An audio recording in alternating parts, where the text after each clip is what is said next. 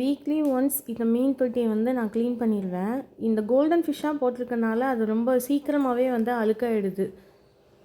எல்லோரும் சொல்லுவாங்க, மீன் தொட்டியை பார்த்துட்டே இருக்கும்போது நமக்கு மனசு வந்து ரொம்ப அமைதியாக இருக்கும் அப்படின்னு சொல்லிட்டு.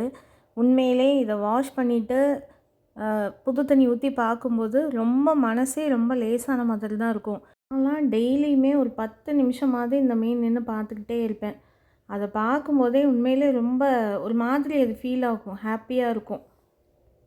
அப்படியே காலையில் சாமி கும்பிட்டுட்டு காலைல டிஃபனுக்கு என்னவோ அதை ரெடி பண்ண ஆரம்பிச்சிட்டேன்.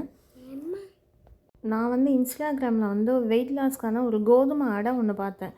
இதுக்கு முன்னாடியே இதை ட்ரை பண்ணியிருந்தேன், நல்லா இருந்துச்சு. சரி அதையே இன்றைக்கி பண்ணிடலான்னு சொல்லிட்டு ஸ்டார்ட் பண்ணிட்டேன்.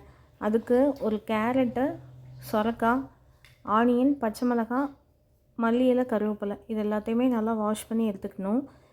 என்ன பண்ணாலும் என் பையனுக்கு வந்து இந்த முட்டை தோசை தான், அதை வந்து மாற்றவே முடியல. அதனால் அவனுக்கு காலையிலே வந்து ஒரு முட்டை தோசை ஊற்றி கொடுத்தாச்சு. நாம் என்ன தான் யூடியூப், இன்ஸ்டாகிராம் இதெல்லாம் பார்த்து டிஃப்ரெண்ட்டாக ஏதாவது செஞ்சு கொடுத்தாலும் 2 மட்டும் சாப்பிட்டுட்டு ஃபைனலாக எனக்கு 2 தோசை சுட்டுக்கூடேன் அப்படின்னு தான் கேட்குறாங்க. இதுக்காகவா இவ்வளோ கஷ்டப்பட்டோங்கிற மாதிரி தான் எனக்கு தோணுச்சு. நமக்கு தேவையான அளவு கோதுமை மாவு எடுத்துகிட்டு நம்ம இதில் கேரட்டோ, சொரக்காய் எல்லாமே வந்து நம்ம அதிகமாகவே சேர்த்துக்கலாம், நல்லது தான். நான் இன்றைக்கி சேர்த்துருந்த மாவில் ஒரு 4 ரொட்டி எனக்கு வந்தது.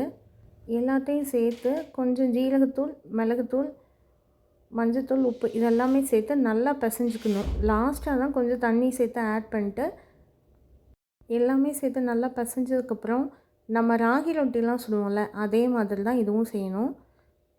அவ்வளோதான். தோசைக்கல்லில் தட்டி எடுத்தோம் அப்படின்னா கோதுமை அடை நல்லாயிருக்கும். ஃபஸ்ட்டு பண்ணும்போது சின்னதாக பண்ணியிருந்தேன், அப்புறம் கொஞ்சம் பெருசாகவே தட்டிட்டேன்.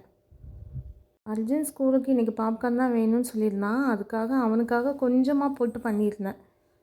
லன்ச் எடுத்துகிட்டு போகிற பசங்களுக்கு கூட ஏதாவது செஞ்சு கொடுத்துடலாம். ஆனால் இந்த ஸ்நாக்ஸ் மட்டும் கொண்டு போகிறதுக்கு என்ன குறித்து விடுதுன்னே எனக்கும் தெரியவே மாட்டேங்குது.